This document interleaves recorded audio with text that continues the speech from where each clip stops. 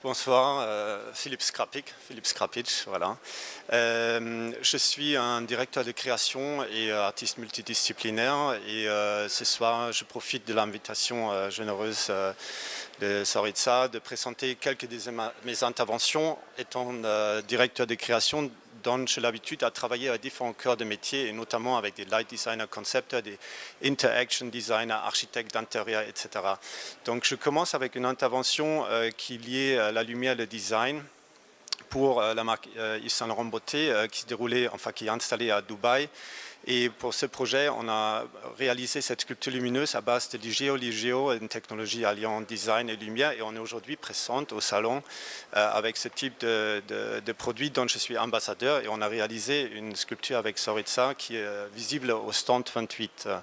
Je reste dans les interventions au niveau des plafonds. Et là, je m'intéresse surtout à la vision périphérique, c'est-à-dire la vision qui gère beaucoup l'aspect empirique, c'est-à-dire qu'est-ce qu'on ressent dans les espaces, comment on véhicule notre corps dans les espaces et qu'est-ce qu'on ressent. Et là, plus précisément, c'est pour Chanel et je m'appuie sur un des key values de la marque qui est le tweed et je le rends digital, lumineux. Le tout peut être animé. Donc là, je travaille en collaboration avec des light designers. Moi, je travaille sur la conception de création. Puis on va rester, c'était installé chez Selfridges pendant 5 ans, donc c'est une installation permanente. Et donc j'ai continué à explorer les auteurs avec mes interventions, là avec en collaboration avec DGT Architects, et on emporte les salons internationaux pour Renault avec un mobile. Donc toutes les bulles sont interactives et mobiles, et ils bougent selon les dispositifs en dessous et en fonction de la journée.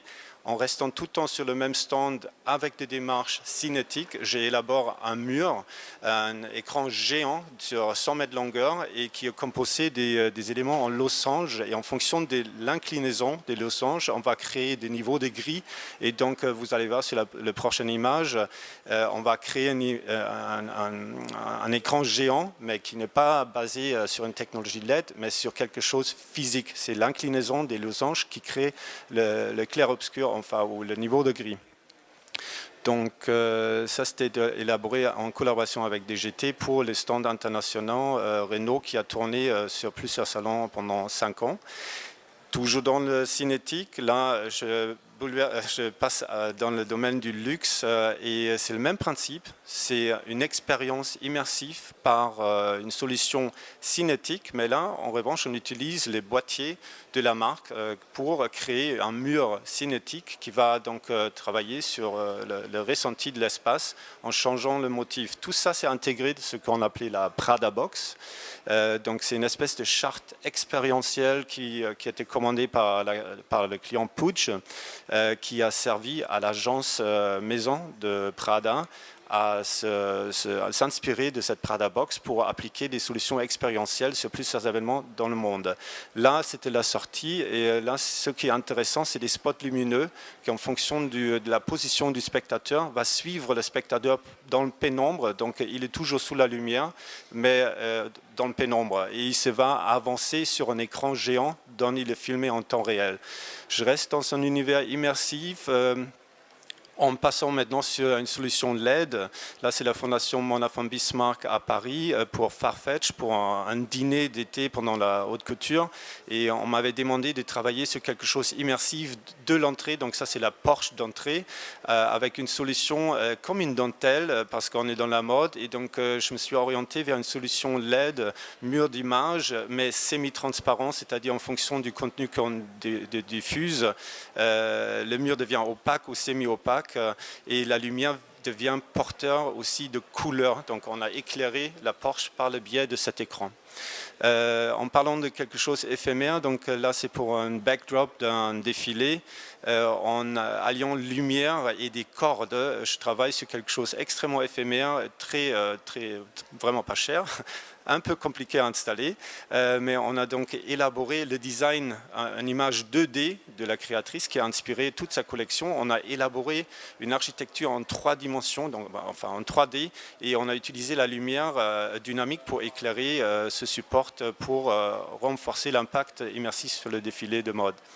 Et ensuite, voilà, j'ai un peu plus de temps. toujours dans l'idée immersive, mais là avec d'autres moyens, je réalise un design d'un podium ponctuel, promotionnel en Chine, en travaillant main dans la main avec une agence partenaire sur place. Et là, ce qui était intéressant, c'est que ce qu'on appelle une espèce de stop traffic.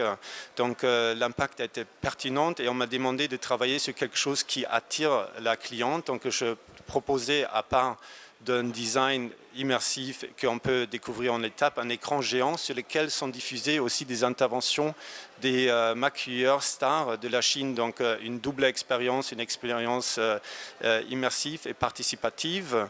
Et pour terminer avec quelque chose qui reliait la technologie et l'humanité, l'humain, parce qu'après tout, on est ça quand même. Et là, c'est pour un lancement d'un parfum de Jill Sander qui s'appelle Sunshake. Et l'idée était, à travers la danse, lier le reveal du parfum qui a été réalisé d'une manière digitale sur un écran interactif, c'est-à-dire les danseurs sont en lien direct avec, quelque part avec la lumière, avec des couleurs, pour déclencher le reveal digital du parfum en face des influenceurs qui ont été invités à cette occasion. Et ensuite, le reveal se déroule avec un vrai contact physique. Et je voulais terminer avec cette image-là parce que quelque part, on parle beaucoup de la technologie, de l'avancée de la technologie, mais ce qui compte vraiment, qu'on vit en harmonie avec la technologie, notamment avec l'arrivée des AI. Mais bon, ça c'est un autre thème. Voilà, merci beaucoup.